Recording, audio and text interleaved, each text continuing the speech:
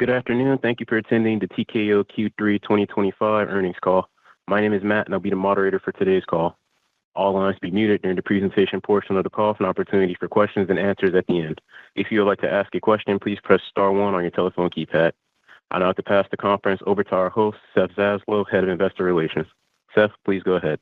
Good afternoon, and welcome to TKO's third quarter 2025 earnings call. A short while ago, we issued a press release, which you can view on our Investor Relations website. A recording of this call will also be available via our website for at least 30 days. After prepared remarks from Ari Emanuel, TKO's Executive Chair and Chief Executive Officer, and Andrew Schleimer, TKO's Chief Financial Officer, we'll open the call for questions. Mark Shapiro, our President and Chief Operating Officer, and Andrew will be handling the Q&A. The purpose of this call is to provide you with information regarding our third quarter 2025 performance. I want to remind everyone that the information discussed will include forward-looking statements and/or projections that involve risks, uncertainties, and assumptions. Please see our filings with the Securities and Exchange Commission for further detail. If these risks or uncertainties were to materialize, or any assumptions prove incorrect, our results may differ materially from those expressed or implied on this call. Forward-looking statements speak only as of the date they are made, and we undertake no obligation to update them in light of new information or future events, except as legally required.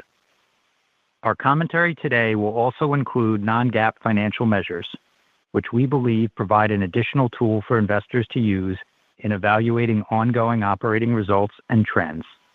These measures should not be considered in isolation from or as a substitute for financial information prepared in accordance with GAAP. Reconciliations between GAAP and non-GAAP metrics can be found in our press release issued today, as well as the information posted on our IR website. With that, I'll now turn the call over to Ari. Thanks, Seth. Q3 was a milestone quarter for TKO, securing landmark media rights deals, doubling our quarterly cash dividend, and launching a $1 billion stock buyback. These achievements, paired with strong quarterly results and the increased full-year guidance we announced today, underscore our continued momentum in the business. Our fundamentals are strong, premium sports content and experiences are in high demand, and as such, the table is set for long-term sustainable growth. Our historic media rights agreements were the standout this quarter, locking in recurring revenues and creating new monetization opportunities for our biggest brands. UFC's 7-year, $7.7 billion agreement with Paramount to bring UFC to Paramount Plus and CBS in the U.S. places us squarely in the sports mainstream and doubles the AAV of our previous agreement. Starting in 2026, UFC will join the NFL, the Masters, March Madness, and UEFA in Paramount's sports portfolio, expanding our reach and removing barriers to entry for fans, ultimately worldwide. WWE's 5-year premium live events partnership with ESPN in the U.S. launched ahead of schedule in Q3 with the first-ever WrestlePalooza, a new franchise streamed exclusively on ESPN's new direct-to-consumer service. This deal delivers a greater than 1.8 times step-up in value and brings WWE's marquee events, including WrestleMania and SummerSlam, into ESPN's unrivaled promotional ecosystem, further expanding WWE's footprint and fan base. Our Zuffa boxing joint venture will officially launch in 2026, and with it, we announced a significant media rights agreement with Paramount in the U.S., Canada, and Latin America. We ramped up our competitive position in boxing by promoting the Canelo vs. Crawford fight in September, which sold out Allegiant Stadium in Las Vegas and drew more than 41 million viewers worldwide on Netflix. Those super fights will serve as significant marketing stages for Zuffa boxing going forward. In addition to closing these major media rights deals, our sports properties, which collectively reach more than 1 billion fans globally, created strong momentum for our live events and brand partnership segments, setting new records and adding first-ever partners.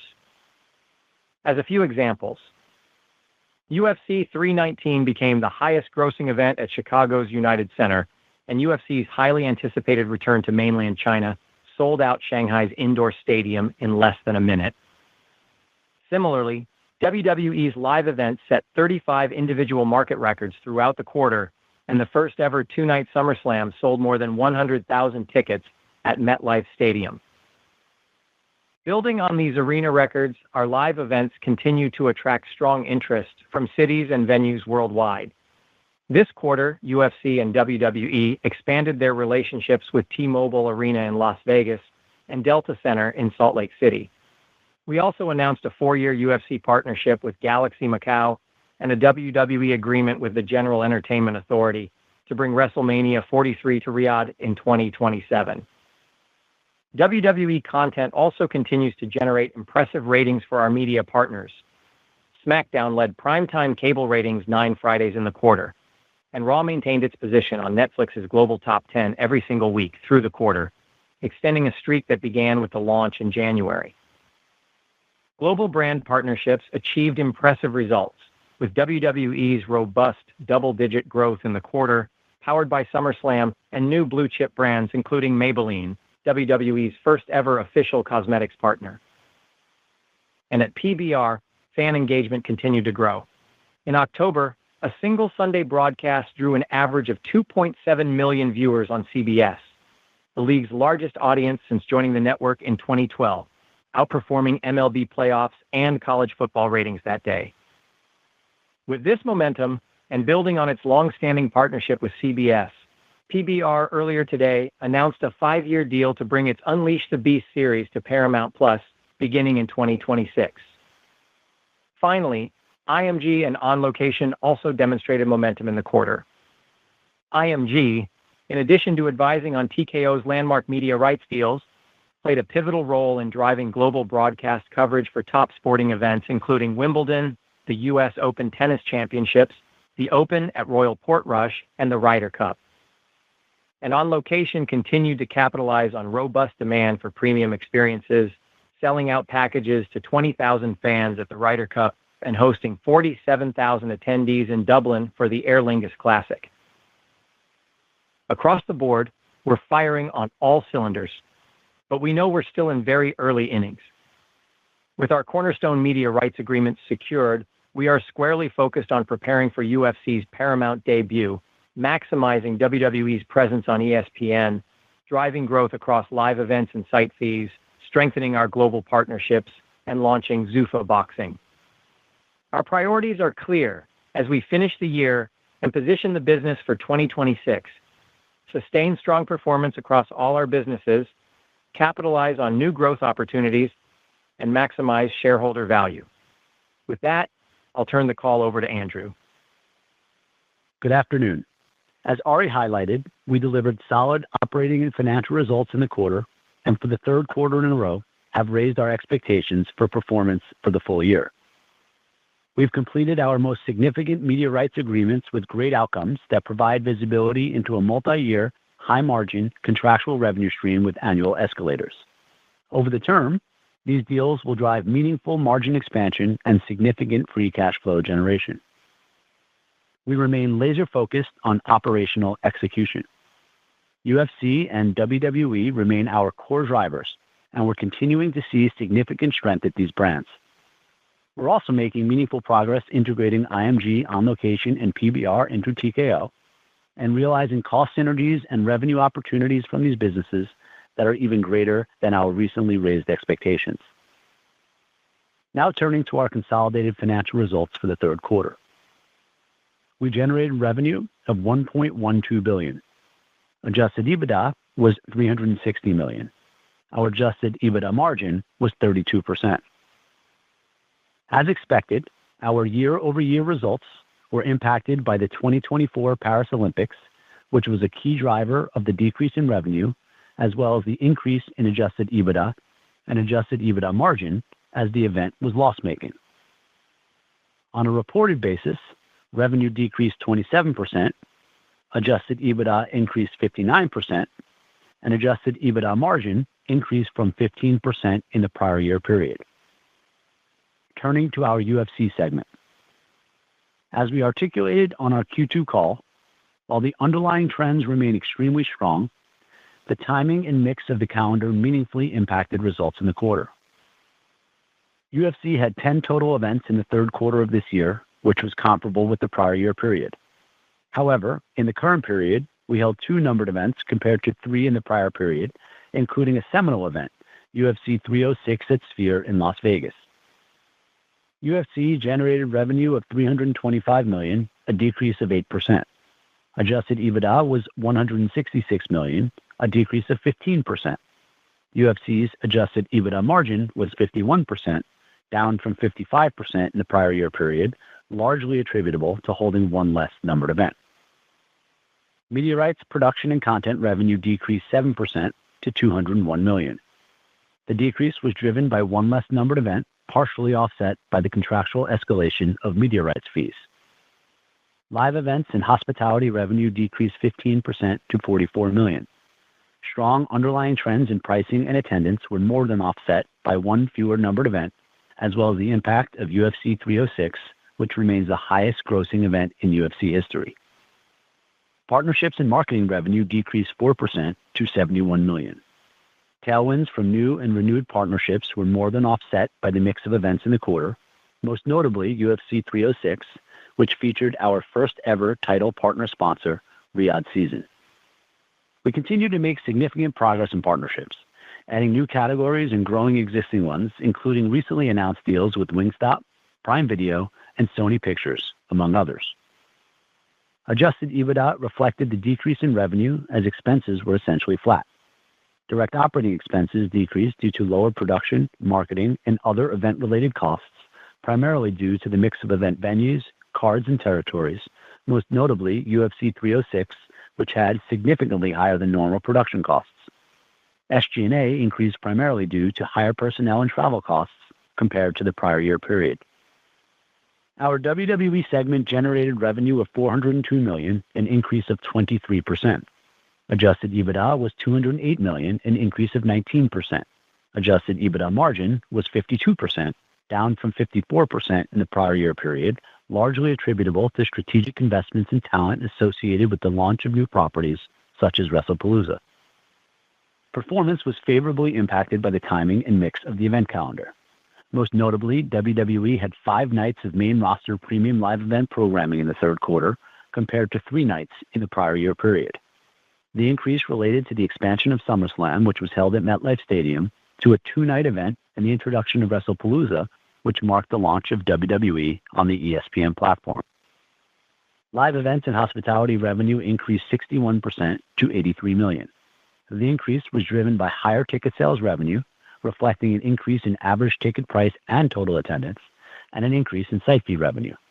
SummerSlam, which included a meaningful site fee, was a notable contributor to the increase. Media rights, production, and content revenue increased 9% to $249 million. The increase was driven by the additional PLE programming, a second night of SummerSlam and WrestlePalooza, as well as the contractual escalation of media rights fees, including our long-term global agreement with Netflix. These items more than offset the unfavorable impact of 1 less episode of Raw in the quarter and the previously discussed shift of SmackDown to a 2-hour format for the second half of the year. Partnerships and marketing revenue increased 84% to $40 million, driven by new partnerships and renewals across multiple categories, including travel, financial services, food and beverage, telecommunications, and beauty, among others. SummerSlam, which was the highest grossing non-WrestleMania PLE in WWE history, drove much of the quarterly increase. The event featured JP Morgan Chase, which partnered with WWE for the first time as a presenting sponsor. WWE partnership revenue at SummerSlam and overall growth in Q3 illustrated the blue chip sponsors and new categories we are unlocking to deliver incremental revenue. We believe there's plenty of runway to continue growing this important part of the business. Adjusted EBITDA reflected the increase in revenue, partially offset by an increase in expenses. Direct operating expenses increased due to higher talent, production, marketing, and other event-related costs, primarily due to the mix of events, most notably SummerSlam and WrestlePalooza. SG&A increased primarily due to higher travel costs compared to the prior year period. Our IMG segment generated revenue of $337 million, a decrease of 59%. Adjusted EBITDA was $61 million, an increase of $116 million. Adjusted EBITDA margin was 18%, up from -7% in the prior year period. The decline in revenue primarily related to the absence of revenue at On Location from the 2024 Paris Olympics. This decline was partially offset by an increase in revenue at the IMG business from new business in our studios group, primarily Ryder Cup and the Esports World Cup in Saudi Arabia. Adjusted EBITDA reflected the decrease in revenue, partially offset by a decrease in expenses.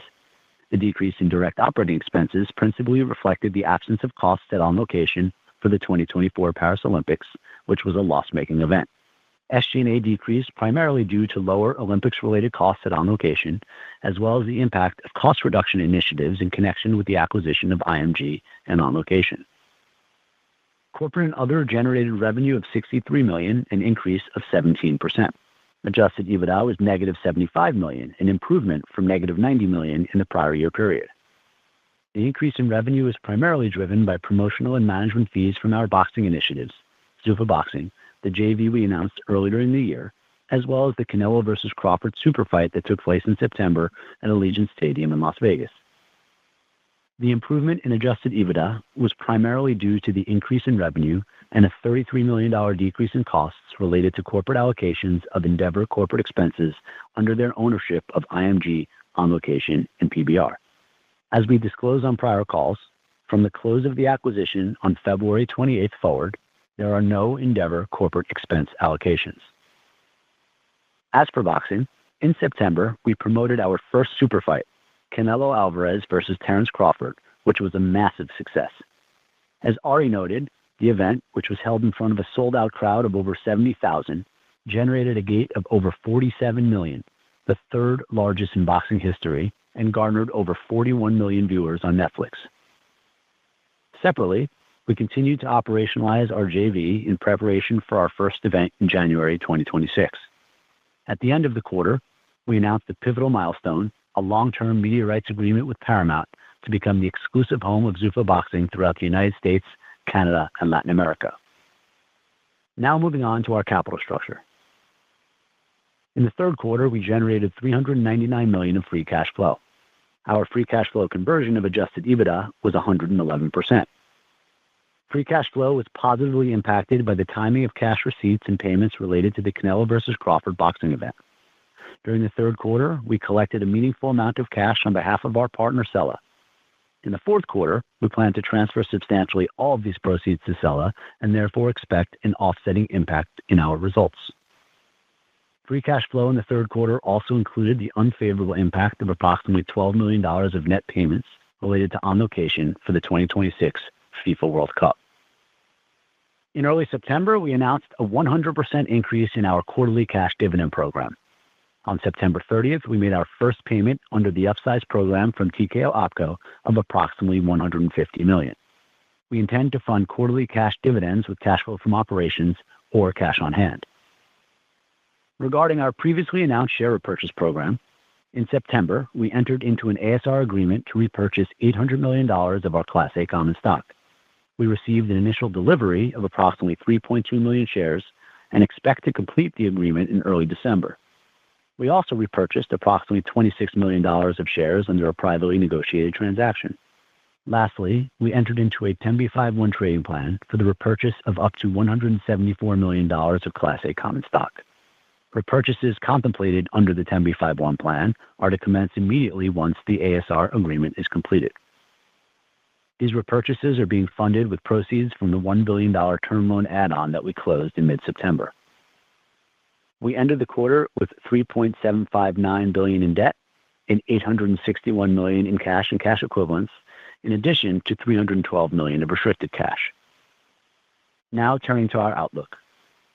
As we've discussed in the past, we manage the business with a focus on full-year performance. Therefore, we believe results are best evaluated on a full-year basis, given the quarterly fluctuations that are inherent in our operations. As noted in our press release, we are raising our full-year 2025 guidance for revenue and adjusted EBITDA for the third quarter in a row. We are now targeting revenue of $4.69 to $4.72 billion and adjusted EBITDA of $1.57 to $1.58 billion, an increase of $45 million and $25 million respectively at the midpoint of the ranges as compared to the prior guidance we issued in August. The increase is related primarily to strong operating performance at UFC and WWE through the first 9 months of the year, as well as our anticipated performance for the remainder of the year. It also reflects the accelerated timing of the WWE PLE deal with ESPN, net of costs associated with terminating the NBCU deal early. In terms of free cash flow, while we have not given formal guidance, we are targeting a full year 2025 free cash flow conversion rate in excess of 60%. As we've discussed on prior calls, this excludes the impact of approximately $300 million of non-recurring amounts, as well as the net benefit of restricted cash related to the 2026 FIFA World Cup. On our last call, we highlighted a few notable items that we expected to occur in the third quarter, and our results were consistent with all of them.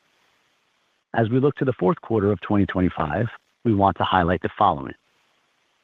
At UFC, results are expected to be positively impacted as the current calendar for the fourth quarter is expected to include 11 events compared to 10 in the prior year period. Within these 11, we expect 4 numbered events, which is comparable to the prior year. However, we intend to stage 9 events with live audiences compared to 7 in the fourth quarter of 2024. At WWE, as we previously discussed, the results will reflect the favorable impact of the Raw domestic rights deal. As a reminder, the fourth quarter of this year will reflect the new long-term agreement with Netflix compared to the short-term agreement we reached with USA Network in the prior year. The fourth quarter will also benefit from the new domestic rights agreement with ESPN. However, the timing of the calendar is expected to significantly offset the benefit of these items. WWE is planning to have 2 nights of main roster PLE programming in the fourth quarter compared to 3 nights in the prior year. Most notably, as we announced earlier in the year, 1 PLE in Saudi Arabia is shifting from Q4 2025 to the first quarter of 2026. All of these items taken together, along with continued underlying momentum in the business, are expected to yield strong financial performance in Q4. At the IMG segment, we expect fourth quarter revenue and adjusted EBITDA to be down modestly year over year in terms of absolute dollars, primarily due to the absence at IMG of the Gulf Cup, which, as a reminder, is a biennial event, as well as an increase in cost at On Location related to preparations for the upcoming Olympic Games. In closing, while we're not providing formal guidance for 2026 on this call, we would be remiss if we didn't highlight some things we're excited about looking ahead. Number 1, media rights. Our 2026 financials will include the significant step-up in connection with the commencement in January of the 7-year UFC rights deal with Paramount, as well as a full year of media rights fees from our new 5-year agreement with ESPN for the WWE PLEs. This high-margin contractual revenue stream with annual escalators will provide attractive visibility and stability for our businesses for years to come. Number 2, site fees. We continue to see meaningful momentum in securing significant financial incentives and delivering measurable economic impact by bringing our events to cities both in the United States and around the globe. We're focused on a multi-pronged strategy that's predicated on receiving higher value from markets we currently have incentive packages with, site fees from markets we've been to but don't currently receive a fee from, as well as site fees from new markets. Additionally, in 2026, the current WWE calendar includes 3 PLEs in Saudi Arabia compared to 1 in 2025. Number 3, global partnerships. We continue to make significant progress in this area of our business, adding new partners and categories while also growing existing partnerships. Our recently announced media rights deals, including commercial inventory, will further bolster this area of our business. In 2025 at UFC and WWE, we expect to achieve $450 million in high-margin partnership revenue and continue to work towards achieving our previously communicated target of $1 billion in total company partnership revenue by around 2030. Number 4, boxing, which we believe represents an additional opportunity to drive value for shareholders in multiple ways. The initiative is anchored by our JV Zuffa Boxing, which we anticipate will launch in January. For the avoidance of doubt, the financials for Zuffa Boxing are not consolidated. We have an equity interest in the joint venture, and therefore we account for it as an equity method investment. Also within our reported results are management fees for services to the JV. Our consolidated results in 2026 are expected to include a full year of management fees as opposed to the partial year that we recorded in 2025. Over time, as Zuffa Boxing scales, our meaningful ownership interest will enhance the value to and inure to the benefit of TKO shareholders. Separate from the JV, we expect to work with our partner Sella to host 2 to 4 super fights per year. As with the recent Canelo versus Crawford event, TKO will receive additional promotional and management services fees, as well as a commission for negotiating the media rights deals related to these events. In addition to these 4 items, we continue to focus on the integration of IMG, On Location, and PBR, as well as realizing revenue and cost efficiencies across all of our businesses, which we expect will be incremental to our already attractive margin profile. With that, I'll turn it back to Seth. Thanks, Andrew. Operator, we're ready to open the call for questions. If you would like to ask a question, please press star followed by 1 on your telephone keypad. If for any reason you would like to remove that question, please press star followed by 2. Again, to ask a question, press star 1. As a reminder, if you're using a speakerphone, please remember to pick up your handset before asking your question. We'll pause here briefly as questions register. First question is from the line of Stephen Laszczyk with Goldman Sachs. Your line is now open. Hey, great. Thanks for taking the questions. Maybe starting off first with UFC and the media rights picture coming a bit more into focus. You have the US, LATAM, and Australia, I think, locked in. I'd just be first curious, Mark, if you could maybe discuss why you thought Paramount was the right partner on the LATAM and Australian side of the international equation. And then as you look out across the rest of the international portfolio, perhaps what you're thinking about and discussing and prioritizing in terms of partners, and maybe why Paramount wasn't included more holistically on the international side and where that opportunity lies at the moment looking forward. And then I'll follow up on WWE after. Great. Thanks, Stephen. Good to hear from you. Look, I think just back up a step. We're viewing TKO right now really as an execution story. Our primary focus is really continuing the momentum we're seeing in the business, which is continued operational expansion, integration, and of course, as you know, we're laser focused on capital return. On the media rights side, look, we're in a real good place domestically, obviously, contractual revenue, annual escalators that are strong. There's a high margin revenue stream with high visibility, which will be good for investors. And then on the international front, we're really focused on increasing our monetization opportunities there. Remember, a majority of our fan base, especially with UFC, is international. So we really need to close the gap on our fan base, make it a priority with regard to maximizing our media rights opportunities. Of course, global partnerships will end up benefiting if we do that. And as we're successful country to country, and maybe starting to have multiple cities having events, especially with WWE, in a country at the same time as we move around, that will be a real opportunity for us in terms of audience growth. And all this will I think, improve our attractive margin profile that we currently sit with. We expect to see margin expansion through high margin revenue growth, as well as continued cost discipline as we go into 26.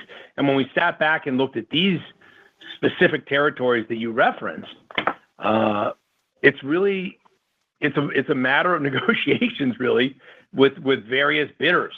And we were fortunate to have 3 separate bidders at the table when it came to those specific regions.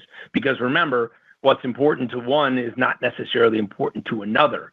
And at the end of the day, as it turned out with the domestic deal, Paramount and CBS for that matter, but overall that company, P-Sky, ended up having the best equation, which is best for our brand, best marketing plan, a holistic effort given what they're doing on the domestic side with that investment, and of course the best rights fee. So for us, it's always going to be brand, reach, dollars. And for those 3 territories specifically, we knew we were going to have a nice bidding war because it was attractive and it has strong fan bases, and we capitalized on it. And frankly, nobody here has taken a victory lap, not on those specific territories in that deal or really even on the quarterly earnings tier. I mean, we're proud of where we are. We're proud of the road ahead. We're cautiously optimistic. We're encouraged by each of the revenue drivers, but we know we have a lot of work to do if we're going to continue to really beat and raise as a continual thing. That's great. Thanks for that. And then maybe one on WWE for Nick if he's on. Just would be curious. WWE live events revenue continues to re-rate meaningfully higher here. Just would love your take on the story that's playing out in that part of the business. Is this mostly a PLE story at the moment, or are the weekly events started to contribute as well? And pricing versus capacity, would just love your take on where you think that could go as you look into 2026 and you re-rate off this higher base here. So thanks for the question. It's both. Capacity continues to be very high. We've increased prices appropriately with the marketplace. That's for the PLEs, Raw, SmackDown, Saturday Night's Main Event, and every other ticketed program that WWE has. We remain bullish on it. A couple of years ago when TKO was stood up, one of the first things we collectively did was reduce the non-televised live events, which created more scarcity in the marketplace for our televised events, and our continued international expansion only furthered that. So even in January, you'll see us on a European tour for Raw and SmackDown, leading into Royal Rumble, which takes place in Saudi Arabia. Tickets already on fire for that event, and again, creates more scarcity in the United States, which is a good thing in terms of our overall gates. Great. Thank you. Thank you. Thank you for your question. Next question is from the line of Brandon Ross with LightShed Partners. Your line is now open. Hi, thanks for taking the questions, guys. Just a quick follow-up on Steven's first question. You talked about brand and reach and dollars kind of being what you're aiming for. Just focusing on the reach side of that, can you just talk about what the distribution model with Paramount is going to look like in the wake of this deal and what you expect going forward with other territories? Or should we expect the pay-per-view model that I guess has now been replaced domestically and really at WWE to still have residents, or do you expect that to kind of go away internationally as well? And then I have follow-up. Yeah, Brandon, thanks for the question. There were very few markets where we actually, at UFC, did transactional pay-per-view and have deals to sell on a transactional basis. So legacy, we are still looking at Australia and Canada were the two big markets. And as part of the deal with Paramount, that excluded in Australia the pay-per-view or numbered event main cards, which still sit with the DAZN Foxtel. But those are really the two major markets where we're selling on a transactional basis. So you can expect, like we historically have done, is selling 42 nights of content to distributors, and the ultimate distribution decision is based upon their go-to-market strategy. In the case of Paramount, base tier subscription, all you can eat for all of our content. Okay, thanks for the clarification. And then with the UFC domestic deal done, just wanted to get a better understanding of exactly what the incremental flow-through is in terms of margin percentage. I know it's high, but any more color? How should we expect the fighters to be compensated? Is the fighter pay going to go up? And what is exactly the framework now for fighter pay? I know, like, going back in time, the North Star for certain fights used to be points and pay-per-views, and the business has changed quite a bit. So any color you could give around that would be great. Yeah. So, Brandon, I'll take the first part, and then Lawrence Epstein, who's here with us, will take the fighter compensation and the structure around that going forward. Look, at this point, we're not going to give specific guidance around the flow-through, other than the fact, and consistent with past commentary, is that it will be meaningfully margin accretive to the UFC business. And you've seen, the last couple of quarters, Q2, the business operated at 59% operating margins, Q3, 51% operating margins for the variety of factors that we laid out on the call. But we do believe that there's going to be meaningful accretion to our operating margins going forward. Brandon, this is Lawrence Epstein. On the fighter pay question, there's going to be some changes to the structure of our deals, in particular with some of our premium athletes that had a percentage of their compensation based upon, pay-per-view sales. But that being said, our team is already in the process of working out those deals. And as Dana White said, there's going to be an increase in fighter pay. There's no doubt about that. But we feel like it's going to be in line with what, will be consistent with the margins that we've maintained over the last several years. Got it. Thank you. Thank you for your question. Next question is from the line of Ben Swinburne with Morgan Stanley. Your line is now open. Thanks. Good afternoon. I wanted to ask you guys about boxing. The Canelo Crawford fight, just was a massive hit, and I think at least opened my eyes to the possibilities here. You guys have these sort of JV structure, management fee structure. I'm just wondering if there are thoughts or opportunities, or maybe that ship has sailed, of doing more in boxing, kind of wholly owned as a promoter.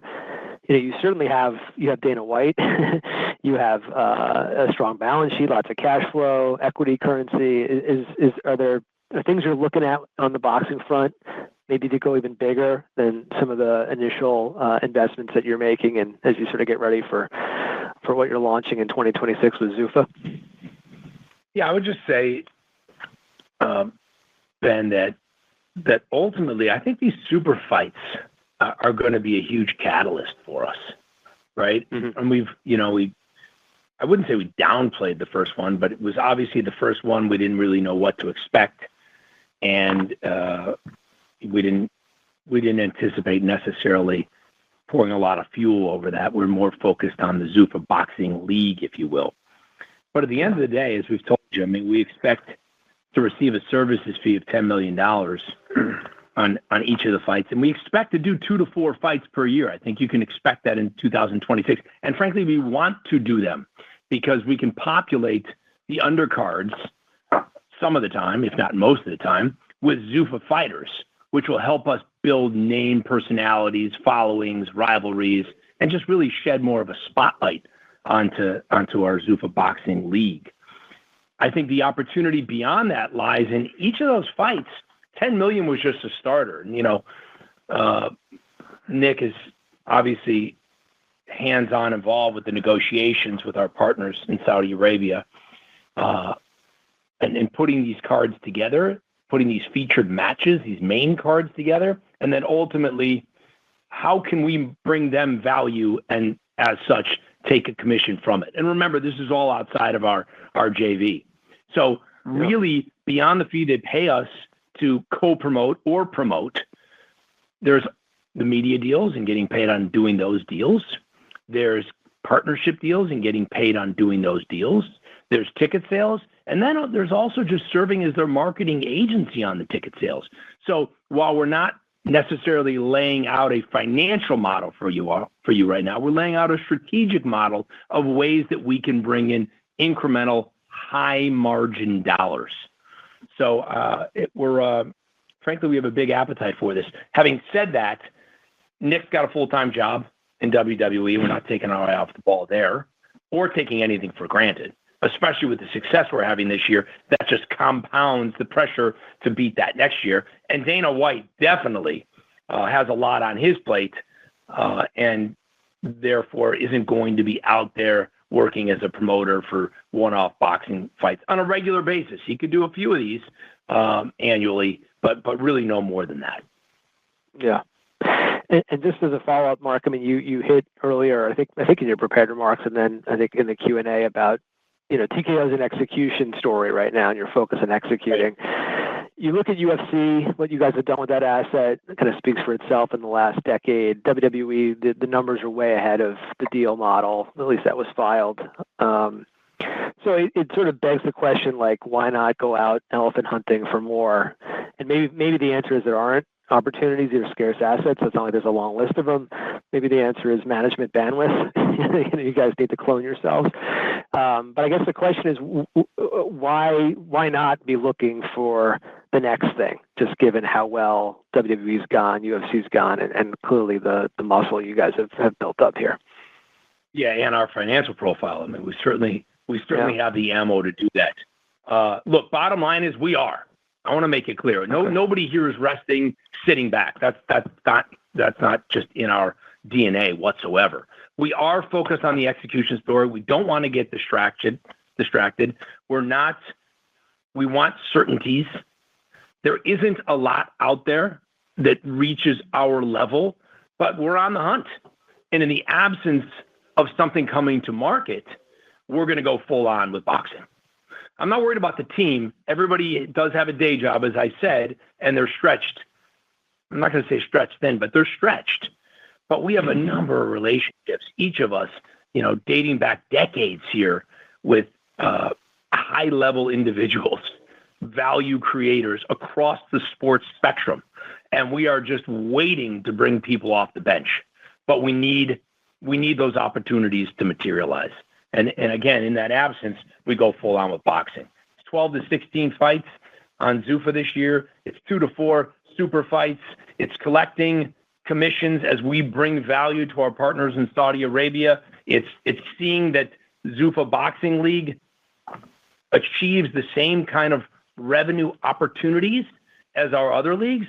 We obviously did that first with our Paramount deal that we announced. They're going to be a terrific partner, but we have global partnerships to do there. We have consumer licensing opportunities to do there. We have ticket sales we're going to be embarking to obviously sell. And then, beyond that, there's site fees that come into that. And that gives us an even stronger hand when you start to complement the opportunities we have with WWE and UFC and PBR.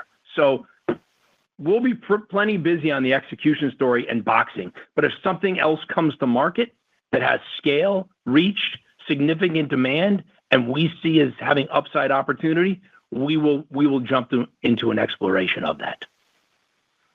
Thanks so much. Appreciate it. Thank you. Thank you for your question. Next question is from the line of Peter Supino with Wolfe Research. Your line is now open. Hi, I wanted to ask a question about site fees. You mentioned them in your prepared remarks as a driver of 2026. I think you've in the past provided some color on the number of sites that historically have paid fees and the number that haven't. I wonder if you could just give us any more color about to what extent that can be a significant driver of revenue in 26 and beyond, anything we can do to think constructively about that. Thank you. So, Peter, I'll look, two ways to answer this. Number one, kind of inorganic timing. 25 benefit from one Saudi Arabia event. 2026 will benefit from 3 as the calendar shift from December into January with the first ever Royal Rumble in Saudi Arabia in January. So as we think about 26 specifically, it will be the beneficiary of 3 large site fees from Saudi Arabia. And then sort of on the organic side, I outlined really 3 key strategic areas of focus for us in my prepared remarks. And really that's where we're seeing a significant amount of momentum. The TAM, as we previously outlined, is no longer just sort of our premium, the 20 premium or so not encumbered by our Middle East events. We're seeing a lot of interest in the Raws, in the SmackDowns, in our UFC fight nights. And we have a whole host of comps that we've discussed over the last couple of calls that give us even more of a bullish tone to strike as we think about 2026. So while we're not going to talk about specifics on site fees, we'll save that for our 26 guide. We feel real good going into next year. Just remember, Peter, we have a full-time team that does nothing but work on site fees for the 3 major sports that are in our portfolio, let alone boxing, which is on the way. And we had a board meeting just earlier this week where we're walking the board through 60 plus different events where we're in conversations ranging from a couple $100,000 in cash and in kind to multi-million around the globe. So this is a high margin revenue opportunity that we are approaching like a heat-seeking missile. How long has that team existed at scale doing what it's doing? Really the last 3 months, I would say, is where we made a couple outside hires added them to our revenue generation team, if you will, across TKO. So it's really like a six-person roster that is dialing for dollars. Well, I think you've heard us say this also before, Peter. The deeper we've gotten into TKO, sort of 24, given the formation in 23, was already locked and spoken for. So 25, had some carryover where we had a little bit less flex in terms of, dates and locations. 26 is really one of the first years where we have an open calendar where we can make more strategic decisions and offer up some of these opportunities to municipalities and tourism boards that are willing to pay. And Raw has really gained so much momentum. I mean, I know you follow the viewership. And when you're number one in 29 to 30 countries week to week on Netflix, that catches a lot of people's eyes. And that kind of opens the door for these conversations we're having with regional governments, municipalities, cities, etc. That's great. Thank you. Thank you. Thank you for your question. Next question is from the line of Ryan Gravitt with UBS. Your line is now open. Hey, guys. So as you called out, there's a big opportunity for audience growth at the UFC next year without the pay-per-view paywall. So I'm wondering how that has impacted your conversations with current and potential new sponsors since the deal was announced. And Andrew, you referenced this in the prepared remarks, but how should we think about the impact of this on partnerships growth in 2026? Look, I think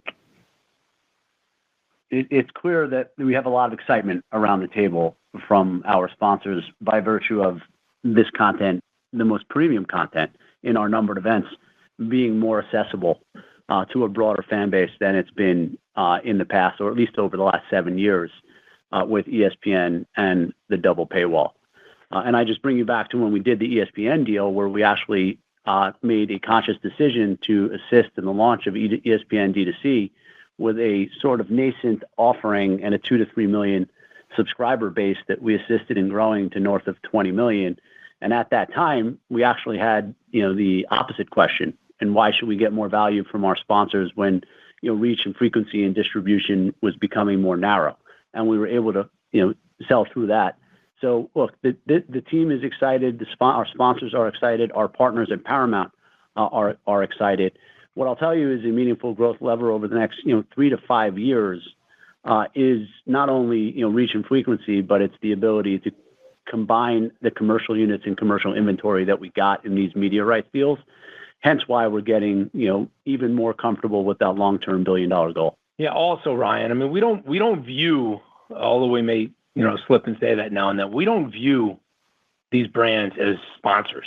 I mean, these are multiple levels and layers and intricacies of partnership opportunities, from activation, experiential, branded content, as Andrew said, commercial inventory. I mean, these are massive deals that cover a lot of ground as our brand partners attempt to maximize reach and eyeballs for their product or their own brands. This is a home run in the sense that, even to Andrew's point, that we matured with ESPN Plus and got to a point of having 25 million subs.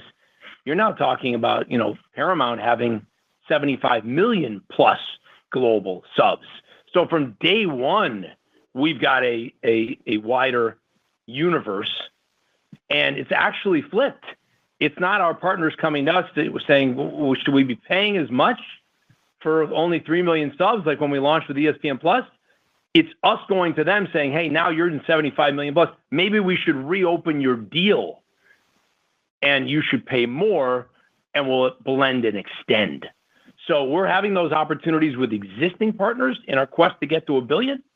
We're having fruitful conversations with new categories, and we plan to announce 2 major deals, new deals with new brands by the end of the year. I'm making sure Seth Zaslow writes that down on his legal pad right now. Awesome. Thanks, guys. Thank you. Operator, why don't we take one last question, please? Final question is from the line of Vikram Kesavabotla with Baird. Your line is now open. Yeah, hey, thank you for taking the question. I wanted to ask about WWE, and I'm curious if you could talk more about your initial reactions to this new relationship with ESPN.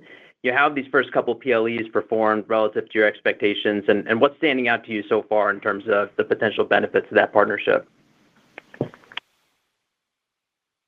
Great. So, by the way, we're thrilled with the start of it. So it's obviously a new product. It's a new platform. If you noticed any of the promotion going into our first event with them, WrestlePalooza, which is a new event for us, which we're really pleased with. You saw wall-to-wall coverage on all ESPN platforms, so much so that on College Game Day, the morning of WrestlePalooza, you had the entire panel, Pat McAfee, Coach Saban, Kirk Herbstreit, Desmond Howard, Reese Davis, all predicting the winner of Brock Lesnar versus John Cena. It was phenomenal. It's going to take time for ESPN to grow that platform the way that they want to grow it. We're patient. We'll continue to put on our product the way that we think only we can do. And let's see where we end up. Yeah, Vic, ESPN can be one of the best marketing partners in the media space when they strategize and get behind something. We've seen that firsthand with the UFC. And to Nick's point, WrestlePalooza was an incredible launch, great for our brand, great exposure out there in some of their most prominent shows with some of their most prominent talent promoting our event. We want to sustain that. We need to sustain that. And I think at the same time, it's extremely important to us, and we're watching like everybody else, to see that as they renew a lot of their distribution partner deals, that they get the ability to authenticate for free. So, ESPN D2C, if you're a so-and-so subscriber, I'm not going to get into, who has it and who doesn't. Some of these folks can just authenticate and they get the D2C partnership for free. So you just carry the app, and others are paying $29.99. And it's their goal, of course, to redo all their transmission deals and get these consents. And we're anxious to see that happen. YouTube TV is a prime example of that. Okay, thanks. Operator, we have a couple extra minutes. Why don't we take one more question? Next question is from the line of Eric Handler with Roth Capital. Your line is now open. Okay. Wasn't sure who I was with there for a second. Wonder if you could talk a little bit more about partnerships and marketing. Specifically, what's been the increase in the number of brands who are now doing sponsorships with both UFC and WWE? And what's been the overall increase in the number of brands? And at this point, is it still a volume game with a lot more brands to be added, or is there some pricing leverage too? Thanks, Eric. Look, I think it's both. I mean, most recently, and I articulated this in my prepared remarks, brands like Wingstop are now advertising across both UFC and WWE. It is the most recent, but we've had a handful of crossover brands. But again, to your point, it's new brands, it's existing partners spending more, it's existing and new partners looking at us differently now via the Paramount relationship, just given the reach and distribution opportunity of all of our content, particularly our premium content in the numbered events. So this is an area where we still believe it's early innings, and our team led by Grant Norris-Jones is not going to rest until they get to that $1 billion plus overall company goal. So we wouldn't be talking as specifically about numbers if we didn't feel good about them. And we've got our sights set on meaningful growth going into 26. Yeah, I think it's important to add, Eric, we've now reached a point where we're taking a great deal of incoming calls, right? When we started with the UFC, this was an outbound business when we first acquired it way back in Endeavor. And now it's an incoming, significant incoming call, not just a check on UFC, but can they wrap a package portfolio of PBR and WWE? And frankly, we think that's how they can maximize reach and engagement, and it really presents a nice opportunity for us. Very helpful. Thank you. Thank you. All right. At this point, thank you everyone for joining us on today's call. And operator, you can conclude the call. That concludes the conference call. Thank you for your participation. You may now disconnect your lines.